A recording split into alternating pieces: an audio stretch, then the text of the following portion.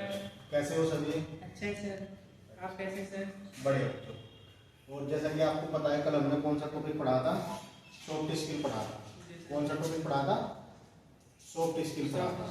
तो soft skill में यदि आपको कुछ डाउट हो तो पूछ लीजिए, अन्यथा अगली क्लास शुरू करते हैं।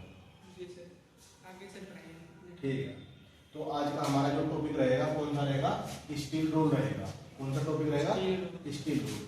सबसे पहले हमें पता होना चाहिए कि रूल क्या है या किस प्रकार का एक टूल होता है ना। तो हमें पता है किसी भी माप को या किसी भी लंबाई को चौड़ाई को मापने के लिए किसी न किसी टूल की आवश्यकता पड़ती है। उसी टूल का हमारा नाम क्या होता है? रूल होता है। तो इस प्रकार से हम कह सकते हैं कि जो हमारा रूल होता है या स्टील रूल होता है वो हमारा एक प्रकार से प्रत्यक्ष मापी टूल होता है या डायरेक्ट मापी टूल होता है, डायरेक्ट मेजरिंग टूल होता है। अब बात करते हैं इसकी किस मटेरियल का बनाया जाता है। तो किस मटेरियल का बनाया जाता है? ये हमारा बनाया जाता है स्प्रिंग स्टील या स्टेनलेस स्टील। ठीक है ना। अब बात करते हैं इसकी लंबाई की। ये कितनी लंबाई में पाया जाता है? तो इसकी जो लंबाई होती है 6 इंच से 12 इंच तक होती है। यदि 6 इंच से 12 इंच तक यदि बात करें इसकी लिस्ट काउंट की, लिस्ट काउंट इसकी कितनी होती है? क्योंकि यहाँ से क्वेश्चन भी बनता है कि लिस्ट काउंट स्टील रूल की कितनी होती है। तो इसकी लिस्ट काउंट हमारे होते हैं 0.5 mm या 1/2 mm या 1/64 इंच। वो आपसे किसी भी यूनिट में पूछ सकता है। मान लीजिए उसने पूछा कि स्टील रूल की यूनिट आप इंच में बताओ, तो स्टील रूल की जो यूनिट जो लिस्ट काउंट होती है इंच में वो कितनी होती है? हमारी कितनी होती है? 2.5 इंच की बात करें तो इंच में हमारी होती है 1/64 इंच। ठीक है ना। अब बात करें यहाँ से हम mm में, तो mm में कितनी होती है इसकी लिस्ट काउंट? 0.5 mm या 1/2 mm। ठीक है ना। अब बात करते हैं कि किस प्रकार का टूल है हमारा। तो ये हमारा एक प्रकार का प्रत्यक्ष मापी मतलब डायरेक्ट मेजरिंग टूल होता है। ठीक है ना। अब आगे बढ़ते हैं थोड़ा सा। अब बात करेंगे इसकी प्रकार की, कितने प्रकार के होते हैं। तो ये कार्य के अनुसार अलग अलग प्रकार के होते हैं। तो सबसे पहले हमारा रहेगा लचीला स्टील रूल। इसे इंग्लिश में बोला जाता है फ्लेक्सिबल स्टील रूल।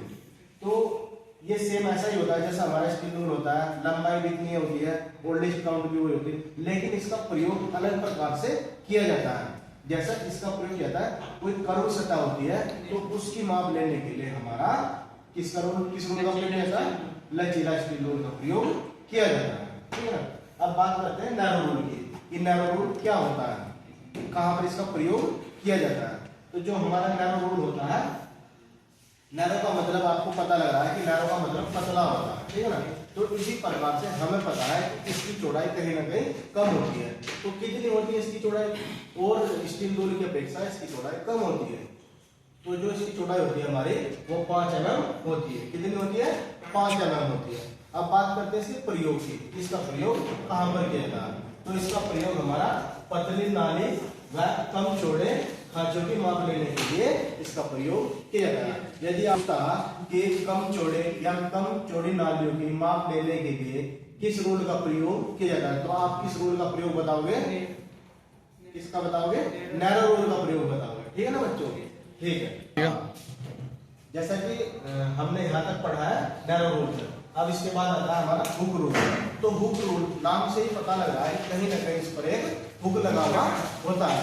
तो यदि बात करें कि हुक किस साइड लगा हुआ होता है, तो ये भी तो हमें पता होना चाहिए। तो किस साइड लगा हुआ होता है हमारा? जीरो की साइड। इस साइड जीरो की हुक। देखो यहाँ पर इसकी जीरो वाली साइड पर हुक लगी होती है। कौन सी साइड पर? जीरो वाली साइड पर हुक लगी होती है। अब इसके प्रयोग की बात करते हैं कि इसका प्रयोग कहां पर किया जाता है, क्यों किया जाता है इसका प्रयोग। ठीक है ना। तो किसी भी छेद मतलब होल या पाइप के अंदर किनारों की माप लेने के लिए हुक रूल का प्रयोग किया जाता है।